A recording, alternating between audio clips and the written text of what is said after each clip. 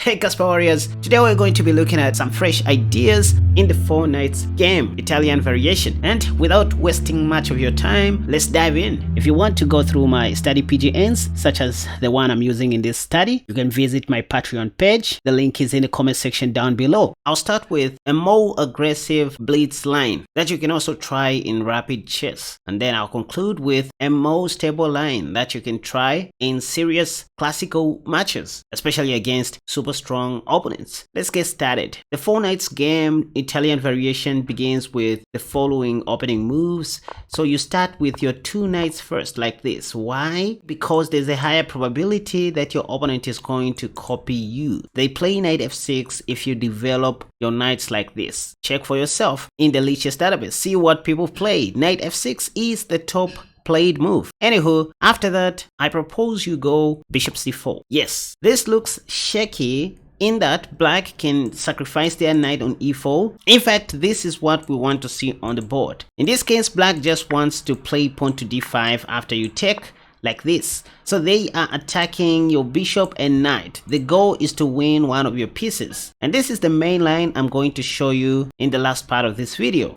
Alright, so after bishop c4 and black takes on e4, you have an option to play a tricky sideline that can make you win the game so fast. You don't really need to play the main line with knight takes e4. Try this, pawn to h4, and don't trust the evil bar for this. There's what we call human advantage and engine advantage. There are certain imbalances that only Stockfish sees, unlike humans. So these are kinds of lines that confuses a lot of humans because there are just so many options for them to take. They end up choosing the wrong ones. Anywho, the top played move is knight takes. We're also going to look at what to do if black just chooses to go back, or let's say if they choose to go knight c5. Others even play knight d6. We'll look at that. So let's start with knight takes.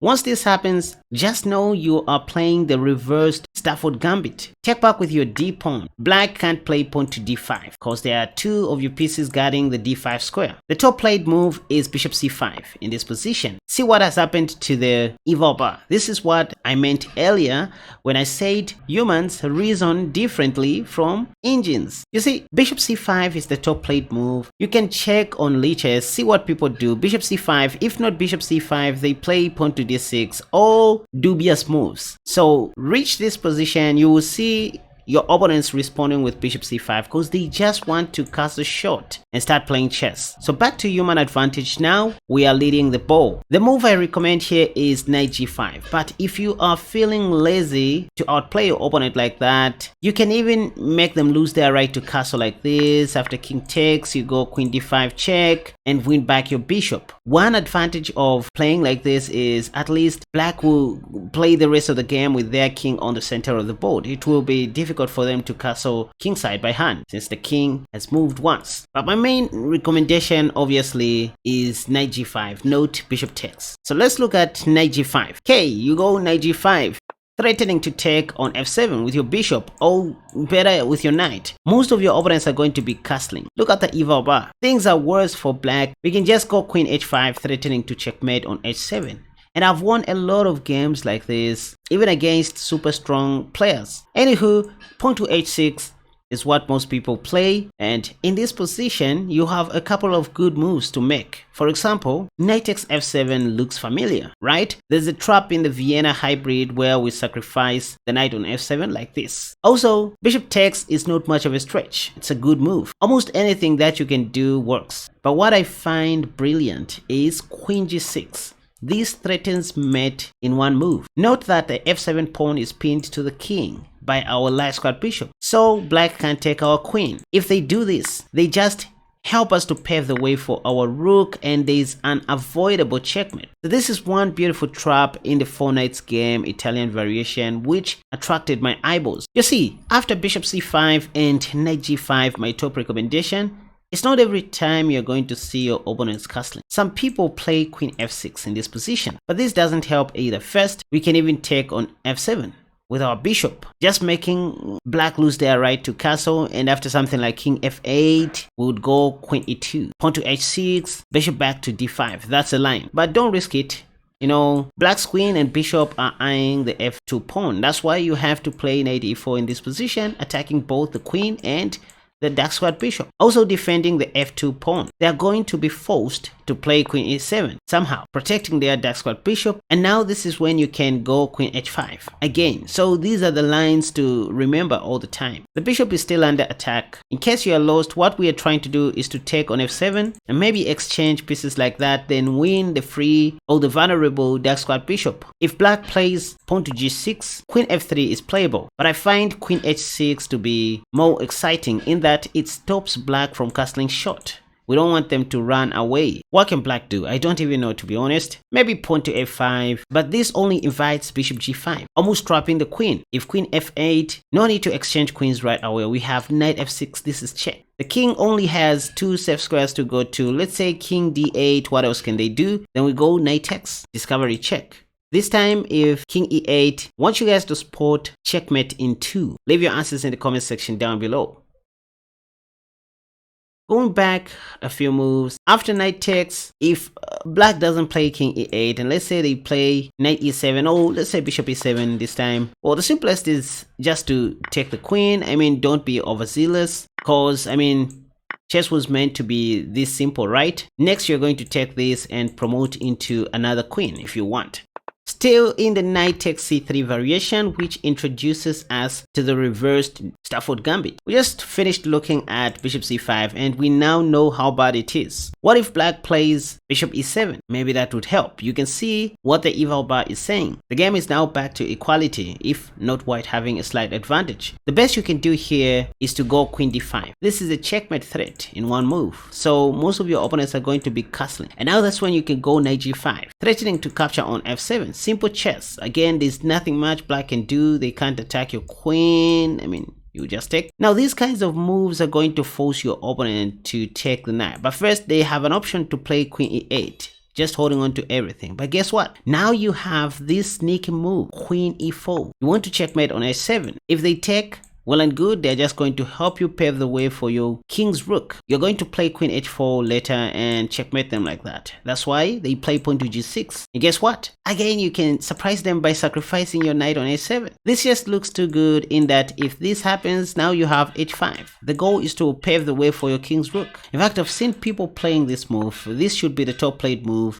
on chess, but after this, they usually take because king g7 runs into check. So king takes, we have all the time to flex queen f3. If rook h8, we have mate in 2 like this. Again, instead of bishop c5, black can play bishop e7. If this happens, just go queen d5, threatening to mate. If castle short, you go knight g5, simple chess, threatening to take. If queen e8, you know what to do. You go queen e4, threatening to mate. So the common move you're going to see here is bishop takes. That allows you to pave the way for your rook. Or let's say black plays pawn to d6, the top played move. They want to do this maybe. Now we have queen e4, threatening to checkmate. There's no pawn to f5 because that pawn is pinned to the king. g6, don't rush with queen h4. Black is going to play pawn to h5 if you do that, even though it's still great. I love starting with the rook. Let the rook go first. And after something like bishop f5, now that's when we go queen h4. These are human moves, by the way. This is what humans do. I'm not interested in stockfish. Stockfish is childish, you guys. Rook e8, then there's a mate in 4. Takes. That, queen h6 check, that, and mate. In case you are lost, here is where we started from. The 4 knights game Italian variation with 4 knights developed like this. After knight f6, you want to give them a little chance to take on e4 by going bishop c4, which they are going to do most of the times. In fact, I propose that you take a bit of time to play bishop c4 just to make them see knight takes e4. Some people just blitz out moves, pre-moving without thinking. Anywho, so you go h4, not playing the main line, knight takes c3 is what we are still looking at. Let's look at the last variation. Instead of bishop c5 or bishop e7, black can also play pawn to d6. But just like in the Stafford, you always have these knight g5, queen h5 combinations, even queen d5 in some lines. So here, you want to start with knight g5, pressurizing the f7 pawn. Say, what if black plays bishop e6, the top played move? Listen, when you reach this position, just remember that in the Stafford, you always respect your bishop pair. Not just in the Stafford, even in this opening, you need to take with the knight, not with the bishop. Leave your bishop like that. So always take with the knight. Get rid of your knight, and after that, you can take if you want, but that'll be a sheer waste of time. I love queen h5. This is check. Looks like that's a 1-0 move. There's pawn to g6, but we have queen g4. Oh, there's pawn to d5. Yes, there's queen takes e6. What about this? We have queen takes d5. End of line. Next, we might even think of playing bishop g5 and bring in the other rook. Oh, rook d8, queen e4. Bingo. And castle shot. Right, so back to the initial position of the 4 knights game, where we just play bishop c4 back on move 4. Again, after knight takes e4, what do? Instead of playing the main line, you want to remember to go pawn to h4 first, because most people are going to take, but there are some doubting Thomases out there who don't love taking. In fact, the second common move in this position is knight f6. Black is still doing better, so we have to find a way of confusing them somehow. Note that this time, if you just carelessly play knight g5, black has all the time in the world to play pawn to d5, kind of the late fried liver. It won't work well for you. So the move I recommend here is pawn to d4 immediately. Now you might say black can still play pawn to d5. You can tell by the evil bar things are not good for black. The game is back to equality. I mean, this trade only favors white if you think about it. Queen takes, they usually take back with the knight to avoid losing their castling right, and then that's when we take on f6. They take back, and then we go knight d5, targeting both pawns. I mean, at the end of the day, we are going to emerge with a lot of pawns and a better pawn structure, suffice to win the endgame. So pawn to d5 back in this position is not good, which is why pawn to d4 wins. Once again, if black doesn't take your knight on c6, helping you to transpose the game to the reversed Stafford, and let's say they just go knight f6, remember to start with pawn to d4, because d5 is not good enough. Due to that, we are going to be ahead in development. What I see people doing in this position is either advancing the pawn to e4 or just taking like this. Whenever this move happens on the board, just remember to go knight d5. That's the other purpose of playing knight c3, by the way. We want to go on d5 like we do in the Belgrade variation. If knight takes, which happens to be the top played move, you simply take back with your bishop. They play bishop e7 in most cases, wanting to cast a shot, but look what has happened to the evil bar again. Remember, this is why I said there's what we call human advantage and stockfish advantage. Humans won't keep on playing correct moves all the way up to the end. This is just an opening phase. Anywho, you still go knight g5, trying to confuse the enemy. You want to take on f7, maybe with your knight. You see, at best, we are just happy to pave the way for our king's rook, because now we know black is not gonna cast a shot. Queen e7, we are very much okay to put our king on f1. Remember what we do even in the Caro-Kann defense? I love doing these things. d6, here you can even go queen d3. Here I love bishop takes, just equalizing material on the spot, taking back my thing. Look at that. Oh, this bishop s6 check, adorable. First we have c4, or even better, king g1. What about queen check? That's a 1-0 move due to king h2. The queen is under attack. We're about to develop that. Involve the other rook into the game. So at the end of the day, it's all about quick development. And look at that. It's all about quick development and a person who has more attacking opportunities and who has a favorable pawn structure for the endgame. Anywho, so if black goes back, just remember to start with pawn to d4. If they take, you go knight d5. These are opening moves to memorize. Yes, we do memorize openings because, I mean, it is easier to memorize the first 10 opening moves than the entire game. Yep. So if knight takes, you just take. If bishop e7, you just go knight g5. I'm just playing the same thing. You won't see a lot of people taking, simplifying your life like that. They usually cast a short, but again, you have queen h5. So it is this pattern that I'm talking about at the end of the day. Bishop c4, knight g5, queen h5, and the game is over. We want to checkmate. If pawn to h6, wait a second. You can't just play queen g6 this time. This is where tactical skills and board vision come into play. You see, if you play queen g6, black can just take your knight and put their knight on e7. You are not going to checkmate anyone. So because of the possibility for black to play knight e7 in the near future, this is where knight takes f7 makes a lot of sense. You want to walk away with a discovery in case of anything. So they are forced to give up their rook. And now you can either take with your queen, or better yet, with your last squad bishop. If king h8, you even have a mating foe beginning with bishop takes. After pawn takes, you have Pap, that's checkmate. If king f8, I don't recommend to sacrifice anything here. You're just going to lose both bishops if you look properly. I would give rook h3 a try, and that I'll just bishop g6, but I find castling short to be more decent. Don't worry about that. We don't care about the h pawn, we care about the development. If pawn to d6, we can even retreat the bishop back, and black is still in trouble. Queen e8, look at this. Queen sacrifice, because if bishop that, there's mate in one.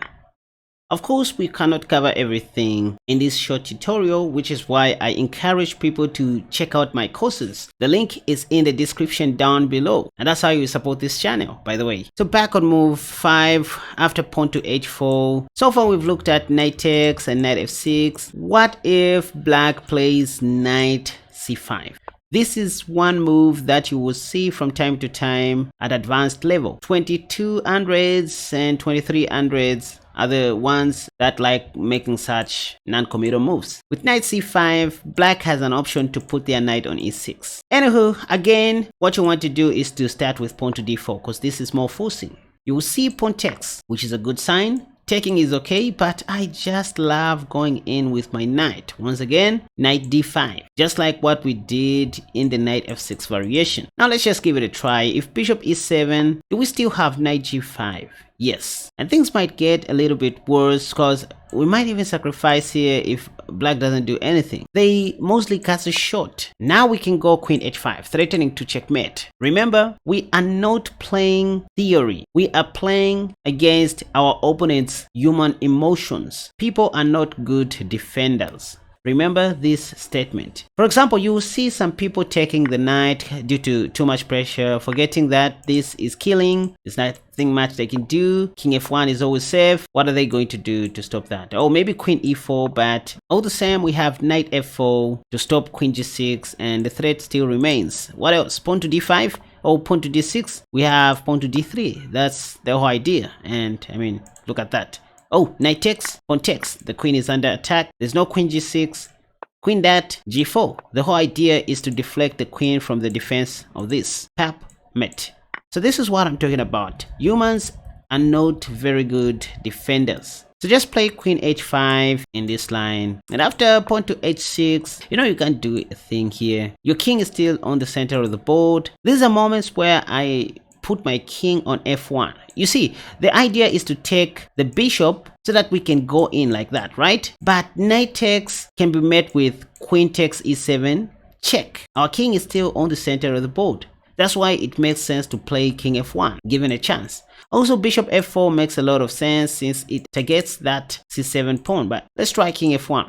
Again, black has no time to take. I mean, that will just help us to do whatever we want. What can they do? g6, queen takes. Pawn to d6. Again, see? Now that our king is on f1, we have time to take on e7 with check. Worse off if they take with the queen. We have queen g6. We want to checkmate. Nothing can stop us to do that. If pawn takes, we have that, and look at this. They have to give up their queen. After knight takes e7 check, if knight takes instead of queen takes, these are moments where knight takes f7 becomes useful. We are about to give a discovery check, so black usually takes after queen takes and king h7. Can even play this cheeky move, bishop g5, pinning the knight to the queen. If pawn takes, we have that. Anyway, again, there's so much to research on in the knight c5 line, but due to time, let's look at this rare knight d6 move. With knight d6, black is just attacking our last squad bishop. You can see with your own nose, with your own eyeballs. I almost said elbows. Bishop d5 works. I love bishop b3. Note that black just blocked their last squad bishop by placing their knight on d6. They have to do something.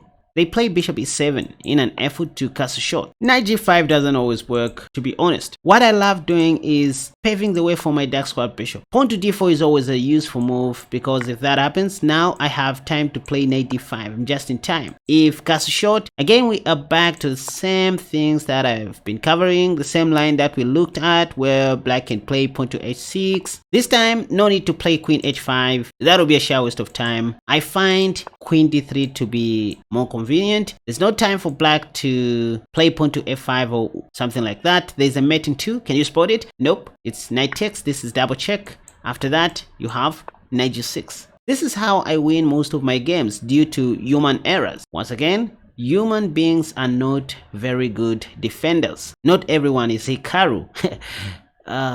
For now, that's the only line I needed to show you in the knight d6 line. But this may be very risky to play in serious tournament games. So what do you do after playing bishop c4 in knight takes e4? Now here is the main line, just for you to be safe. You first of all want to take the knight. Of course, they are going to play pawn to d5. The best you can do is to retreat your bishop.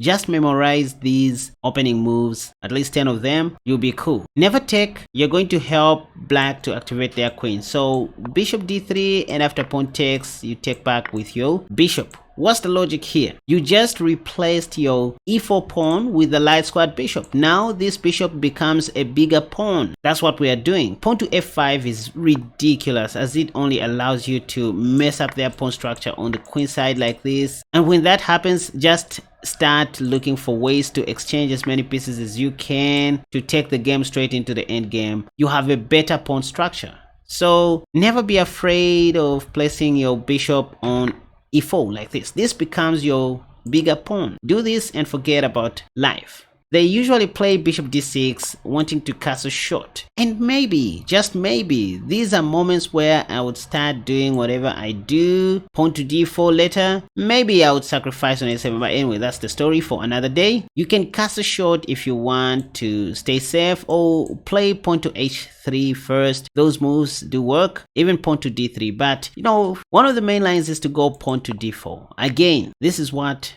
most grandmasters love, playing in the style of the Scotch. Point is, we just want to take. So if they take with their pawn, now we take the knight followed by the pawn to oversimplify matters. Queen d3 also works. We are threatening to capture the h7 pawn if black castles short. So if they play something like pawn to g6, they are just creating many dark square weaknesses. So we have bishop g5. There's little or nothing they can do about it. Pawn to f6, another weakness, meaning they are not even going to have a good time castling. We have bishop h6. Let's say bishop b4 check. Once again, you can play bishop d2 if you are risk averse, but never be ashamed of putting your king on f1. That's the second safest spot for your king. Trust me. Bishop e6, a3, logical move. Bishop a5, yeah, I would even take just to mess up my opponent's pawn structure. I'll just go b4 first, and after that, I play rook e1. You can see the pressure mounting up. All right. I hope you guys enjoyed this tutorial. The best that you can do is to share this video to a wider audience. I'm going to leave a link in the comment section down below that you can use to share this video, just in case if you find it difficult to press the share button.